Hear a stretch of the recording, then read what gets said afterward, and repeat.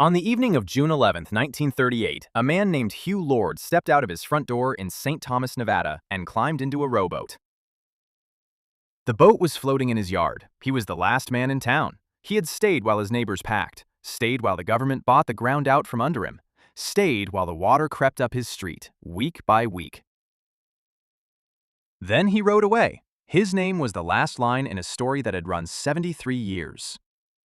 This is not a story about floods. A flood is an accident. These 7 places were drowned on purpose, by their own country, for power, for water, for somebody else's city.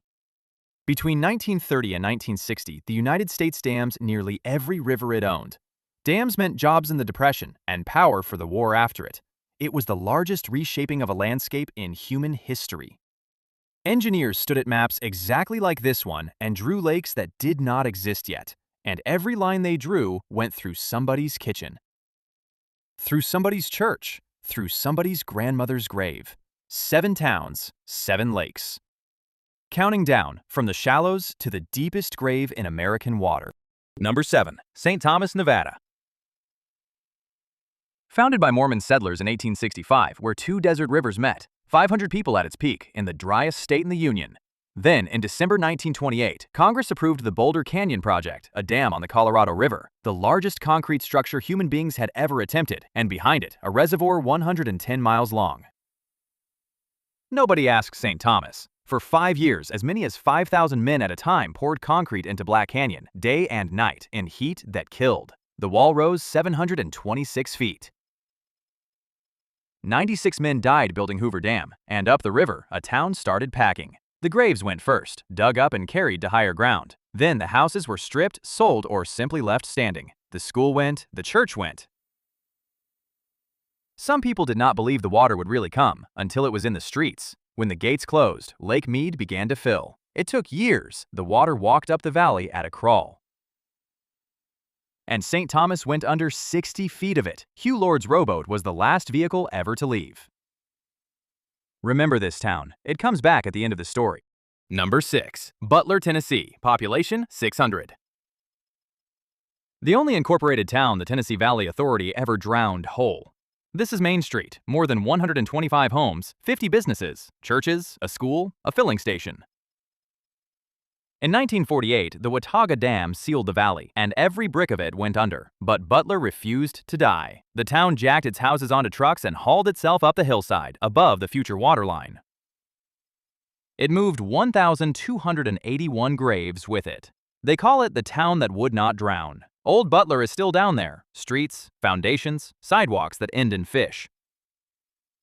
In 1983, the TVA drew the lake down for repairs, and for a few weeks, old people walked the mud roads of their childhood. Then the water came back.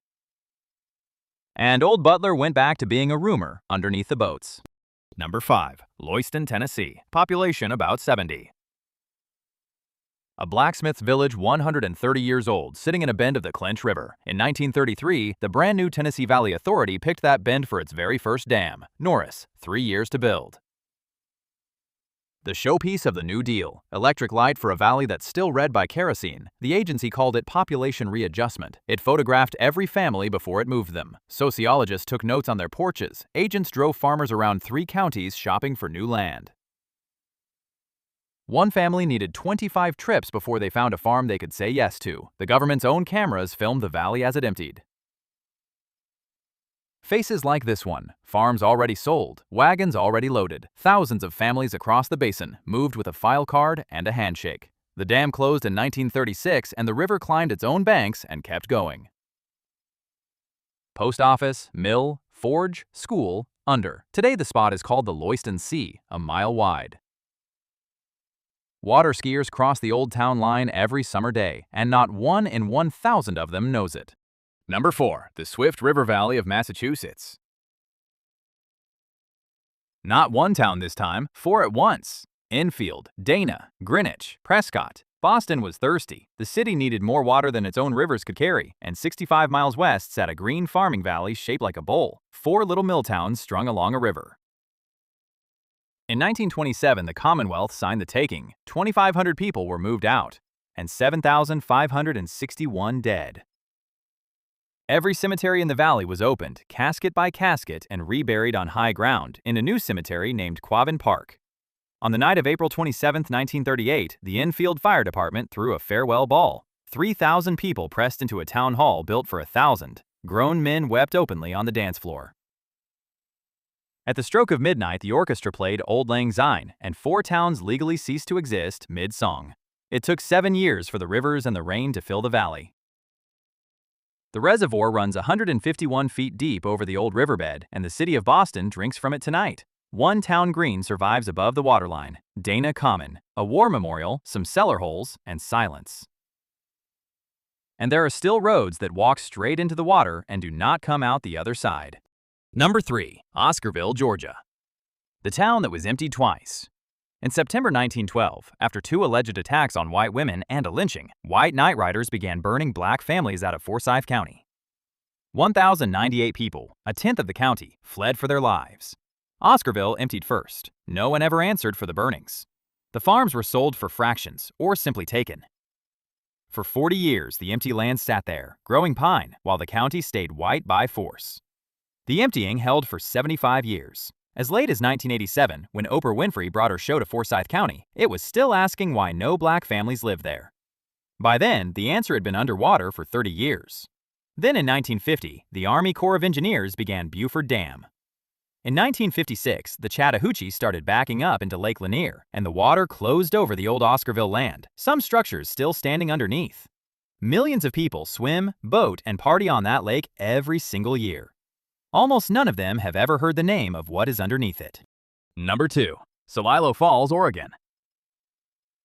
Not a settler's town this time, a place often called the oldest continuously inhabited community on the North American continent, 15,000 years.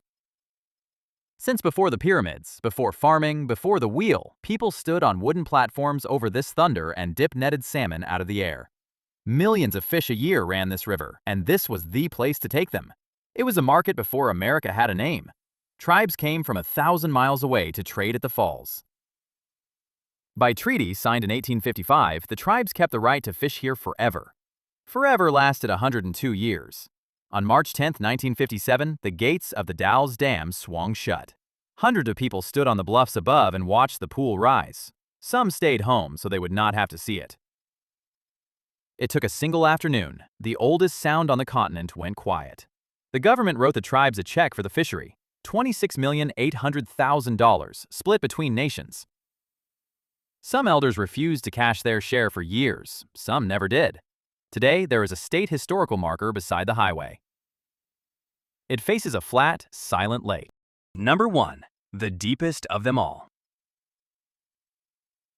Kennett, California, a copper smelter town in the canyon of the Sacramento River. In its boom years, it ran around the clock, and its furnace smoke killed every tree on the hillsides. The smelters died in 1923, and the town was already a skeleton when the dam surveyors came. Shasta Dam, begun 1938. A wall of concrete 3 times the height of Niagara Falls, holding back the biggest reservoir in California. By 1944, a year before the dam was even finished, Kennett was gone beneath the rising lake. Every other place on this list lies within reach of a bad drought. Kennett lies under 400 feet. That is a 40-story building of water standing on the town. No drought will ever find it. No living person will ever see it again. Add it up. Thousands of Americans moved out of the water's way. And at least 8,842 graves lifted, carried uphill, and buried a second time. The dead moved further than the living. Except the American West is drying out. Lake Mead is at its lowest level since it first filled in 1937, and it set the record again this very month. 40 million people depend on the river that feeds it. You can read the drought on the canyon walls like a ring in a bathtub. Its sister reservoir upstream, Lake Powell, stands just as low. The 2 largest man-made lakes in America, both scraping records at the same time, and out of the falling water, St. Thomas came back. Foundations, steps, the shell of the ice cream parlor. Hugh Lord's town drying in the desert sun more than 80 years after he wrote off his own porch. In a drought year, somewhere in America, a drowned town noses out of its lake and looks around. Old Butler in 1983. St. Thomas 4 separate times. The others are still waiting down there, in the dark, under the water bills of 7 decades.